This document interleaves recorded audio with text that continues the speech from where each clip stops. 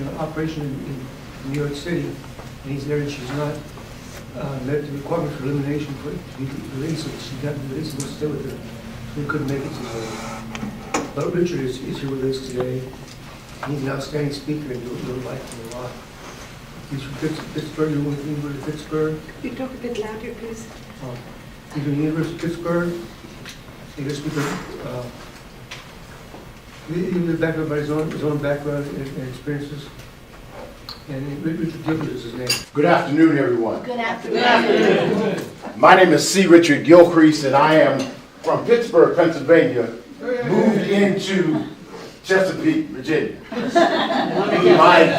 My mother-in-law is 93 years young. She drives her car every day, her Camry, Toyota Camry, every day, over to the senior citizens program right across the street from you. She lives in Hickory, and we've been coming back and forth here for the last 40 years. And in 40 years, about 5 years ago, my wife said, it's time for us to move. I was like, move where? She said, to Chesapeake, Virginia. Her older sister passed away, and I said, well, I've been doing everything else I've been doing on the internet all these years, so let's move. So a year ago, September, we moved into Chesapeake, Virginia. But I'm no stranger here because I've literally been running up and down this road for 40 years. So today I came here to talk about the Center for Quantum Leadership. But before I do that, I want to acknowledge the fact that you're missing an outstanding presenter by the name of Dr. Harold Barnes. Harold Barnes is the owner and CEO of the Center for Quantum Leadership. He has designed this thing over the years. So if you're internet savvy, all you need to do is go on the internet, go on to Facebook, or go on to one of these search engines and put in Center for Quantum Leadership, and you will see Harold Barnes meeting with President Obama, meeting with some of the other high dignitaries around the world, because he's literally spoken about quantum leadership around the world. We've talked about it being in Europe, in Asia, in Germany, in France, and they've already embraced the Center for Quantum Leadership. The people in the United States have just now started to get involved in that.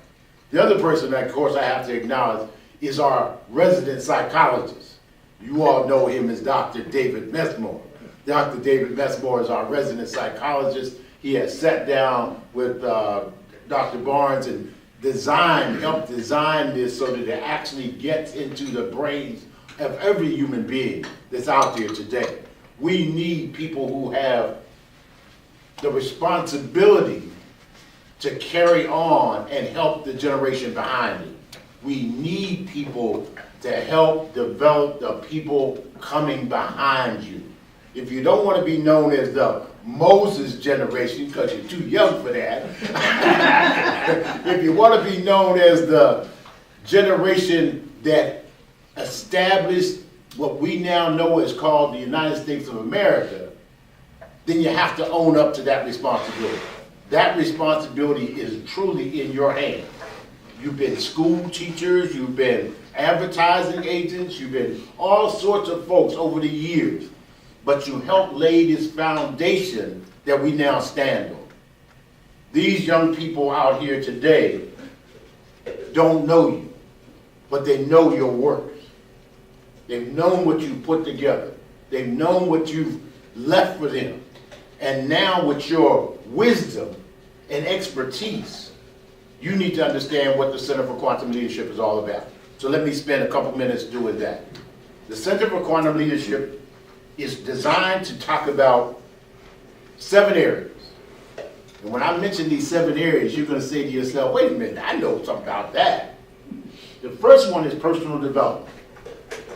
Everybody needs to have their personal side developed so that they can learn how to be a good citizen.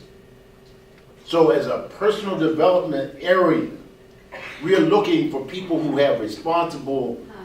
take the responsibility to help people become personally developed. The second area is family development. After you deal with yourself as a person, you got to start being responsible for developing your family. Why is it that family members are not developing themselves? Because some of them don't have the leadership in the family to help them to develop that. The third area, of course, is one of those areas that I could expound on for days and days and days. Health development. They told us we've been sitting too long. Now we got to stand up. They told us we've been not eating the right food. Now we're starting to eat the right food. Wellness is the area in which most people do not develop themselves. They don't sit down and figure out what they should be eating. Some of us have been raised on something called fast food. They did a study recently and put a gentleman on McDonald's only. He went to McDonald's, or McDonald's as my folks in my neighborhood call it, and ate for 30 days. Can you imagine what the doctor told him at the end of 30 days? The doctor told him he was about to die if he kept that up. You can't eat McDonald's every day. You got to start eating some other kinds of things. So wellness development is one of those quantum responsible areas. The next one is education. Education is something that we've been taking for granted. Some of us have actually thought that everybody who went to high school is getting actually the same education. Not true. Some of us thought that everybody going to elementary school was getting the same education. Not true. I have spent my last 49 years, ladies and gentlemen, working with high school age young people, from 6th grade to high school graduation. I've actually taken 3 generations of kids through to college graduation. When I started to look at the educational system and found out that my kids were getting an A on 200 pages, and then they were walking into high school and competing with people who got an A on 9,000 pages, I started questioning the educational system in this country. Because I assumed that when somebody went from K to 12th grade and got 200 pages and an A on it, that they were going to be able to go out there and compete with everybody else because they got the same 200 pages. Not true. You got academies, you got private schools, you got some even public high schools that go in and demand that their kids learn page 1 to page 3,000. And that they graduate with an A on page 1 to 3,000. And that's the disparity in what we call educational development.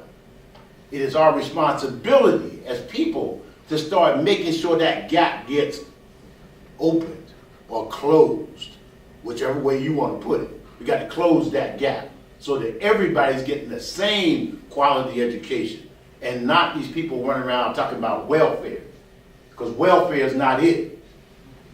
Here. Welfare is not it. We either gonna pay now or pay me later, as the man said. And we better start paying now. Our next area is an area that I found to be the one that I got pushed into. So now think about it. We said personal development, community development, wellness development, and then education development. And all of a sudden we walked into something called a community. Oh my goodness. A community development? What does that mean? That means that I went to work in 1964 for something called the Urban Redevelopment Authority of the City of Pittsburgh. What did you think that meant? Urban Redevelopment of the City of Pittsburgh. That meant that somebody was trying to redevelop something that was already there. Well, we found out in our community, we start calling it Negro removal. Because that's exactly what happened to all the so-called Negroes in the community. They moved them from one place to another and they left them there. Or they moved them to one place to another and didn't create the same activities in the community that others had. So I got an opportunity to fly around the country with the Urban Redevelopment Authority of the City of Pittsburgh and got to see Roxbury and Kansas City and all these other major areas and start to see that we had to start to give a diverse economic community. In other words, we can't have houses of $400 million over here and houses of $1,000 over here. We got to mix them up. See, that mixing allows people to start to develop their neighborhoods and have everybody move up as opposed to just one area. Because as long as we keep letting these other people drag them down, it's never going to work. Because we're in this boat together, folks. It's called the USA. We're in this boat together. So in that community development, that began this thing about economic development. Because you can't have community development without economic development. And I say to you seniors out there, you got to start thinking about your legacy. What is your legacy? When they put that gravestone up and they put starting here and ending here, right in the middle of that, do you ever been to a graveyard and see that dash in the middle? That's what that is. That's that dash. That's your entire life in that dash. Because right here it says you were born in 18, 19, whatever, and over here it says you're going to die in 2015, 16, whatever, but right in the middle is that dash. And that dash to me means that each and every one of you should be just as good as there is a Mellon, a Scaife, a Macy's. Any of these other names that you've heard for years, it's time for your name to be out there too. You need to leave a legacy too. You need to go sit down with your attorneys, sit down with your accounting people, sit down with your 401k people, and start giving bequests to organizations and churches that are doing things to make sure that the community is developed in the right way. If you noticed lately, the last funeral that you saw, and the trucks and the hearse was going down, did you notice there was an absence of a Brinks truck? There was no Brinks truck in none of them funerals. You ain't taking it with you. As much as you might want to, you ain't taking it with you. The only research that I've done that they took it with them is the people that put out this. And most of you might say, well, what is that, Mr. Gilchrist? That's not a cross. That is an Ankh. It's an ancient Kemetic symbol, and I say the word Kemetic because some of you think that Africa used to be named Africa all your life. It wasn't. Africa had another name before it became Africa. It's like Europe had another name before it became Europe. See, when you go back to your ancient ancestors, they were calling things different names. And as they grew into things, they renamed things. Got it? So when they renamed something, they renamed the continent you now know as Africa. They renamed it to Africa. It used to be called Timeric. It used to be called Kemet. And when I start doing that study, I start to find out that these folks tried to take it with them. They put it gold, bronze, silver, all kinds of things in the grave with them. Only group that ever did that. And guess what they did when they started doing it? They went in and started grave robbing, didn't they? Started taking everything they could out of there. And they took this symbol out. Symbol of eternal life. And that's why I wear it forever. And we'll put it in my graveside. Eternal life. Because it's up to us to leave a legacy for the rest of life. And that is the most important thing that I can bring to you all today.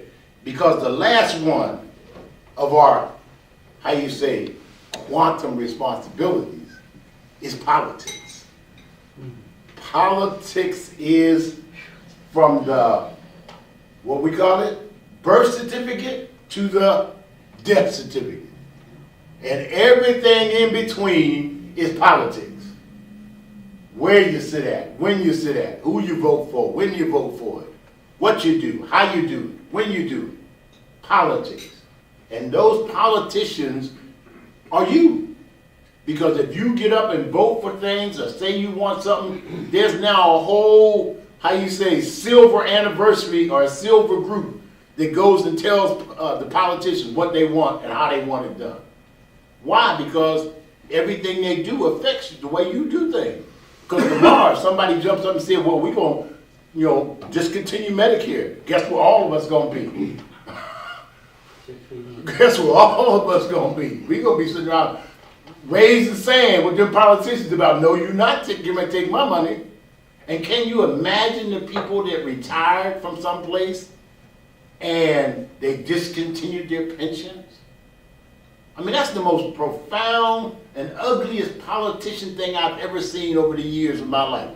And by the way, folks, I'm with you. I turned 70 on October the 18th of 2014.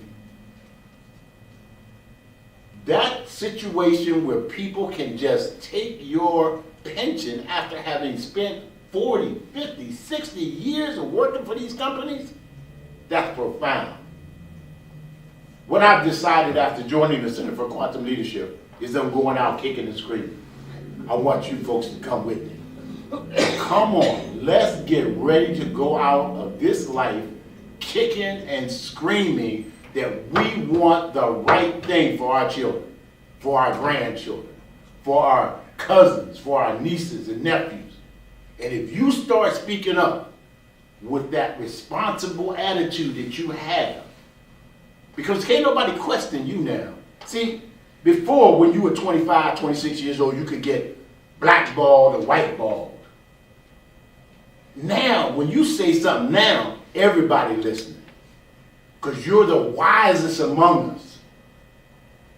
You're the ones who've already laid the path. So I challenge you today to start to do things that you can see will be left after you're gone. And if you got to put some of the 401k to it so that you make sure it happens, put it with it. If you got to set up an insurance policy that's going to be paid once you're gone, do it. If you got to set up a memorial fund in your name, do it. Because that's what these young people are looking for now. They're looking for your leadership, looking for the way you left things. Because everybody's going to say in your family, well, what did God want to do? What did he leave us? What's our legacy? Please don't let it be a bunch of old pictures. Please don't let it be a bunch of, I had to clean out my mother's house after she passed away. My mother was the world's original pack rat. She had it all, folks. Every last item I could think of, she had it. And I remember talking to a bunch of my friends, and they were telling me about their grandparents and their mothers. They all have a lot of stuff, but did they leave a legacy? My mother did. She set up a fund within a community foundation, the Roberta Traft and Gilcrease Fund, funds kids to do special things about career development. I've left one already. I helped to create what is called a community foundation. I've been here only a year, and I found that you have the Chesapeake Community Foundation, you got a Norfolk Community Foundation. All you have to do is call one of those foundations and set up a fund in your name. And that will go in as the principal. That principal will grow interest, and the interest will be used to do things to develop your community. Because quantum responsibility says that you have to take each of these areas: personal development, family development, wellness development, education development, community development, and political development, and make sure that they are functional for your relatives, your friends, your people that you want to see get done, and for those people who can't afford to do it. Could you give us an example of somebody who set up a fund like that? You hear of NFL players or Right. these sports people that do these. What types of things would be the best to help young, like high school students say that aren't in the best circumstances, Right. to actually continue on and get an education? What's the best way to do that? The best way to do that is to think about your bequest or your insurance policy. A lot of times you can actually take an insurance policy and set it up at a community foundation and have it in your name. your family name, and you set up, please consult your attorneys. All of you got attorneys, friends that you know, and we got retired Thad over here that can help us all out. Because he's a retired attorney. If he doesn't know how to do that, he knows other attorneys that know how to do it. But that's the best way to do it, is set it up. And to give you an example, in Pittsburgh, they have something called the Pittsburgh Foundation. And some young lady of senior age, she decided that she wanted cats to be taken care of. So she set up a fund for cats. She put $100,000 in there based on a bequest fund. Well, now that fund is almost 40 years old. How much money do you think is in there now? Every cat in Pittsburgh is taken care of. I mean, seriously.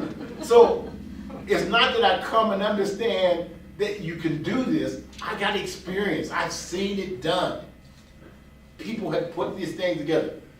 We set up a fund with the youth organization that I work with. In 1966, when some kids asked us the question about coming into the neighborhood and doing some activities for them, they said, no, Mr. Gilchrist, we don't want you to do that. Well, we was like, wait a minute, we're floored. Why?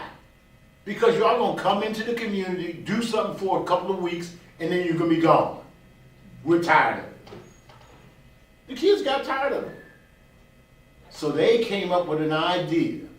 The idea was we start to talk about unions, and found out that union people paid union dues. So the kids start paying union dues. And we start a savings account in 1967 that is still operational in 2015. So we raised the money while we're doing it. So there are ways to do it that way, and there are ways to do it the other way. But you got to do it. So you can't keep thinking that everybody else is going to get this done. It really is about you.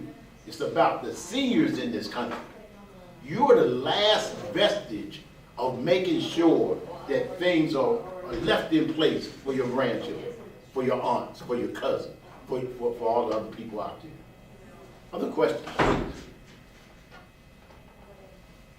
I think you've covered everything very well, and I thank you. Thank you so much. I appreciate that, Joe. To me, a strong family where kids can grow up with a mother and a father is so important. That sometimes a tragedy happens, and then Yes. But it's hard to know how to. Sometimes you see an organization that appeals to you, Right. or the Family Research Council, or Right. things like that, and you can donate, but it's hard to know how to help families and because that's going to help kids to Right. be responsible if it's the right kind of parenting. Right. And it's really hard to know where to put your time, energy, And money. Right. love and money. And Exactly. it's hard to know. So And that's why you got to do the research. You got to actually go sit in the group one day. Don't just say, I want to give money to this. Go sit in the group. Let them visit with one of them. Because you're going to be quantum responsible, you really need to go have the right information. So go sit in on a group that you want to donate to, that you want to set up this bequest, this endowment with. See, I'm going to use that right word, the endowment. Because we have a lot of things that we can set up endowments for and that will work. So go sit there with them. If you like the YMCA, go sit at the YMCA. If you like the Center for Quantum Leadership, come sit with us. Because, one of the other questions is, if the Center for Quantum Leadership is to go out there and make sure that everybody starts to be quantum responsible, we need the donations to make sure that happens. We're going to be a 501c3, and we need volunteers. We need some of your expertise to come actually sit with us and help us develop this organization so that it goes out there and does. You're the Board of Advisors. And the Board of Advisors, right. We'd love to have you. So there's no place that you can't, because if you look at all of these areas, I don't think there's one thing we didn't cover. Yes, we did. We missed one area. And I'm sorry I didn't do that. 1, 2, 3, 4, 5, 6, and we didn't do it. Spiritual. Because some of us have a great God. And that great God has some responsibilities for you. God told you you're supposed to do certain things while you're here on earth. Or whatever deity you're dealing with. And I think that we've got plenty of parables, we got plenty of songs, we got plenty of books that we can go. We can go to the book of Job, from the book of John. But we've been responsible. We've taken that quantum leap to step up and say, you're just not going to be I, we're going to be we. I don't need to preach. I don't know enough about our own city. There you I go. know a lot, I know about some nationwide wonderful things, but I don't really know enough about Chesapeake. There you So go. you're challenging me to Go to the find out library. more about Chesapeake, my Go. own city. And that's exactly what I did when I got here. I went straight to the library. We ought to invite the mayor to come. Right, invite the mayor to come. In fact, you know, when I got here, I went and called Mayor Ward. Because Mayor Ward was the longest mayor that Chesapeake had ever had. And I was just totally shocked. I was like, wait a minute, this man got elected 3 times? I need to know him. So I picked up the phone and called him. So please don't, especially in your age group, y'all ain't afraid of nobody. Y'all ain't scared. We ain't scared of nobody at this point. We can go talk to anybody, everybody we want to. All we gotta do is pick up the phone and ask. Because people respect you for the moments and the times that you've done. How many veterans I got in the room? Raise your hand, all the vets in the room. See that? I mean, you already put your service in. That's why you ain't got you don't apologize to nobody. Be unapologetic in your senior years. I tell people I'm totally unapologetic in my senior years. I ain't apologizing. I'll try to do my best the first time, but I ain't apologizing. Why? Because we have put our time in. We know that we have a voice now that says, here's what we want to see left. Here's the legacy we want to see done. So please, if you don't know your city, get to know your city. If you don't know your young people, get to know some of your young people. Go sit down with some of your relatives and sit down and say, if I left here today, what do y'all want? And let them tell you what they want. I even sat down with my kids. My kids are 148 and 132. And I said to them, what do you want? And they started answering me. They really do want a good education. They really do want somebody who's got a stability, a stable organization for them to be involved. They really want a nice church to go to. So don't leave out without leaving the church some money. Don't leave out without leaving your organization some money. Don't leave out without leaving some of your thoughts, your memoirs, your ideas that you think would be helpful in the future. We got a lot of good ideas in this group. Yes, you do. I mean, because you got that experience. You all are walking on the most experience. If I ask somebody what we standing on right now, can you imagine who's the oldest in here? Who's the 85 or above? There you go. If we stood on where he started at and figured out all the folks that happened, he knows that there were no computers at one point. None at all. I mean, I've been in the video business for probably, I'd say 30 years. And if he starts talking about when he started, we went from what? Super 8 to VHS to 8 tracks. Come on, we just tracked that whole thing. If you sit down with some of these kids nowadays, they have no clue. And the reason why they have no clue is because we haven't set up a way for them to have a clue. Because they're supposed to know history. They teach history in school. Well, why can't we teach the history of what we know? Because that history is there. You know it all. You've lived through it. Some of you actually should go to your own churches and have a Bible study around just your life. How did you get through? That's a great idea. How did you make it this far? That would be a Bible study that would be awesome. Because once those kids see that and hear that, in fact, I even came up with a video program that says that I'll videotape anybody's life here, life story, so you can leave it for your children. It costs $3,000 to do it. I mean, it can't be done free. Because we have to get all the pictures. We gotta get all the testimonies. We gotta look at all the awards y'all got. Some of y'all been awarded for all kinds of stuff over the years. You gotta look at all the organizations you've been involved in. Look at all the things that you've done over the years. Look at what your kids have done. And put it all on videotape, because now people ain't reading nothing in books no more. These people about to be gone, they done gone total visual. You know it and I know it, they done gone total visual. So put it all on videotape and make sure they got it. Because just think about all the people who write doctoral degrees. All them theses are on shelves actually collecting dust. I remember dealing with some young people, and I'm gonna go on until you guys just put me off of here. But you know, I literally did a thesis where I sat down with people who are doing what they call information science. Do you know that they've developed something right now that the whole entire library can go on top of a pin of a top of a needle? They call it nano productions. The whole library is on the head of a needle. I was just telling somebody here, I think the school teacher, I started a science fair in my living room, dining room one day with some people. We were sitting there talking, and we created something called the Charles U Science Fair. I started getting 6th graders to start developing science projects, quantum responsible. So I didn't wait on somebody, didn't ask nobody till I started. I started a science fair. Did it because I wanted to do it. Did it because it was needed to be done. And started learning about all this technology that was growing. And it's just unbelievable.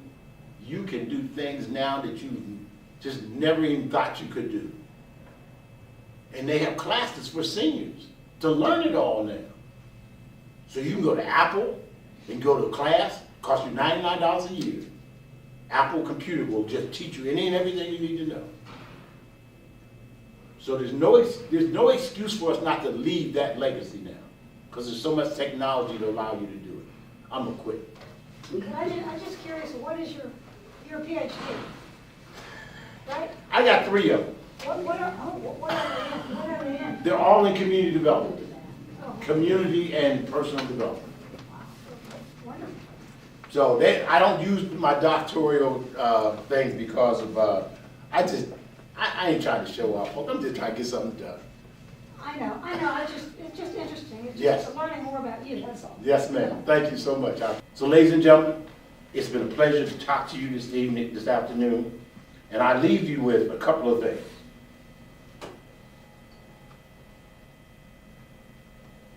Are you quantum responsible? If you are, quit thinking about I and start thinking about we. Thank you very much.